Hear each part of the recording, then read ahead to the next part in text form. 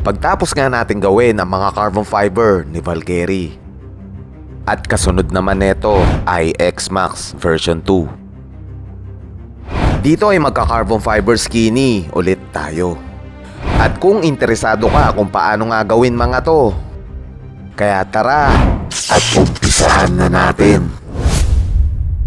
Dito ay sinimulan na nga natin yan at lilihain natin ng mano-mano at dry sanding yung ginagawa natin dyan. At para nga kumapit itong chemicals na ilalagay natin. Pagtapos ay prepare na rin natin yung mga carbon fiber cloth at honeycomb design yung gagamitin natin dito. At dito ay susukatan na rin natin yan para makapaglatag na nga tayo. At i-make sure nyo guys na laging sobra sa mga edge ng mga panels na mga lalatagan nyo. At ready na nga tayo mag-apply ng base coat at nilalagyan na nga natin ang base at hihintayin natin mag-sticky itong nilagay natin para nga dumikit yung mga carbon fiber sa mga panels na to. Pero kailangan na nga natin mag-fast moving dito dahil napakarami nga niyan at depende yan sa chemicals na gagamitin nyo. At dahil fast dry nga itong resin chemicals natin at after 1 hour ay pwede na nga natin latagan yan. Matapos nga ng ilang minuto ay i-check na natin kung sticky na nga itong nilagay nating base. At eto na nga ay nilalatagan na nga natin at nagpatulong na rin tayo sa kasama natin dito dahil medyo mahaba nga itong panels na to. At after neto ay maglalaminate naman tayo. Sa dami nga neto ay kailangan na nating i-fast forward yan. Sa paglatag naman ng carbon fiber, i-make sure nyo guys na malalatagan nyo na maayos. At kung di kaya ay pwede naman kayo magpatulong. At isa sa mga importante ay hindi ma-deform yung mga carbon fiber design pagdating sa hand layup ng carbon fiber nyo. At iwasan nyo din yung air bubble or nakaangat na tela sa surface ng mga lalatagan yung fairings. Kaya kailangan maayos pa rin yan para maganda yung outcome finish na mga gagawin nyo. Alright? At eto na nga lahat ng mga nilatagan natin. Kaya pwede na tayo mag-apply ng resin chemicals natin.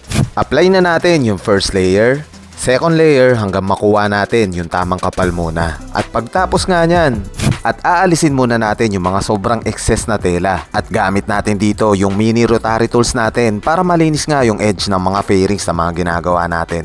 At ayan na nga guys, malinis na yung mga edge neto. So kailangan ulit natin lihahin yung surface ng mga fairings pero gumamit tayo ng sanding tools para mapabilis nga yung trabaho natin. At pwede mo rin naman lihahin ng mano-mano nga yan para sa susunod na layer ay kumapit ulit yung resin or chemical natin dito. Dito ay maglalagay ulit tayo ng resin para kumapal nga yung surface ng mga carbon fiber natin. At isuot na natin yung ating magic gloves at meron nga tayong gagamitin na brush dito. At lalagyan na nga natin ng resin yan para mamit natin yung tamang kapal ng surface na gusto natin. At dahil honeycomb design nga to, 12 to 15 layers ang nilalagay natin dito. Dahil makapal yung tela ng honeycomb na to, magkaiba yung kapal ng tela ng 12 design kaysa dito. Pero depende pa rin yan guys sa proseso na mga ginagawa nyo. Alright? So ito na nga guys at fully cured na rin yung resin na nilagay natin. At dito nga ay papantayin natin yan gamit ulit yung sanding tools natin para makuha natin yung tamang pantay neto. Pagtapos ay magwe-wet sanding tayo ng mano-mano para makuha natin yung quality finish na gusto natin. Sa haba nga ng proseso, ito pa yung isa sa pinakamatagal gawin, ang pagliya ng mano-mano. Medyo mahaba proseso neto guys. At bukod na sa mahalang materyales, matrabaho pa. Kaya kailangan nyo lang ng sipag at tiyaga at mahabang pasensya. Alright? Matapos nga natin lihahin at ito na nga sila at ready na tayo mag-apply ng ating clear coat. Apply na natin yung ating clear coat at napaka-importante na merong clear coat yung ating carbon fiber skinny dahil meron nga tong UV protection at super glossy finish. At maya maya makikita na natin yung finished product natin. At habang nag-a-apply tayo ng clear coat, para po sa mga gusto mag-inquire, guys, kailangan nyo po magpabook ng schedule sa amin para ma-book natin yung gusto nyong ipagawa. Alright?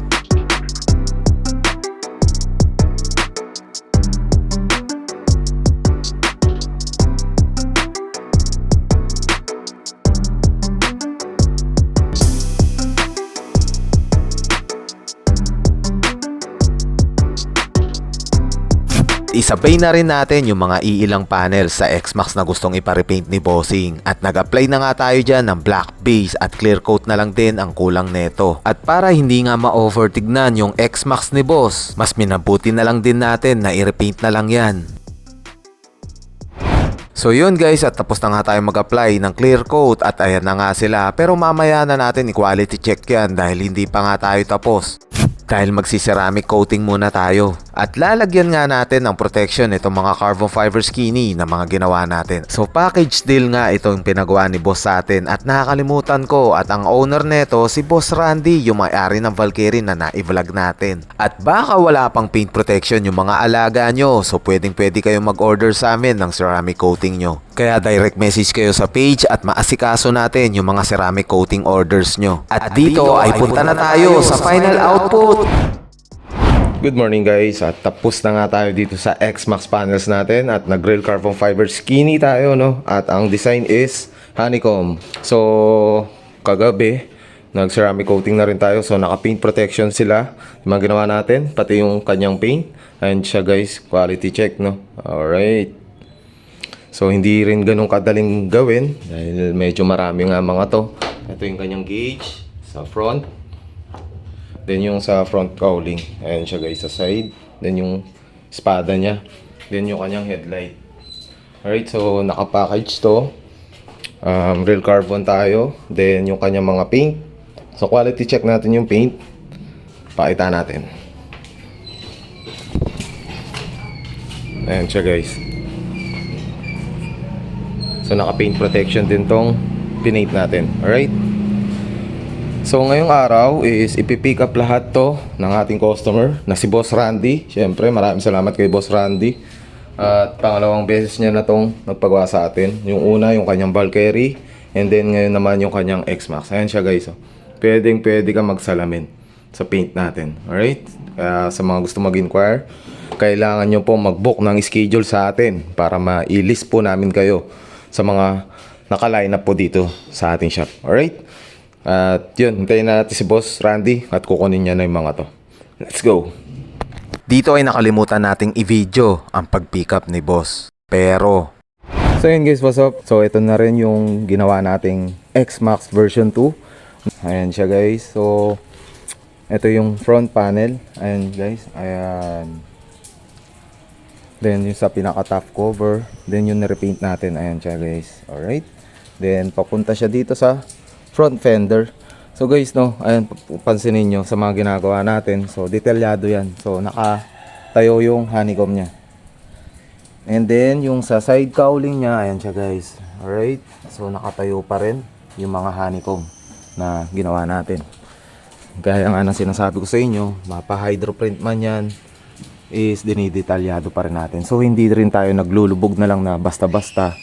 So iniisip natin yan para ma-explore lalo yung ginagawa natin para mas maganda yung final outcome. Alright. Then ito yung kanyang gauge. And guys, naka-honeycomb rin. So nakatayo rin yung design niya guys, para pantay-pantay lahat yung pagka-carbon natin. Ito yung bulsa. So medyo madilim na guys, no. Ayan siya guys, oh. Then yung pinaint natin, ayan. So naka-ceramic coating din to guys, no. Alright, ayan. Ito, yung sa gas lid, ayan siya guys. Then yung nirepaint natin, ayan siya. Alright. Then yung kanyang espada, ayan siya guys. Then ito, yung nirepaint natin, ayan siya guys, oh. Glossy finish, so naka-paint protection din siya. And then yung kanyang rear fender.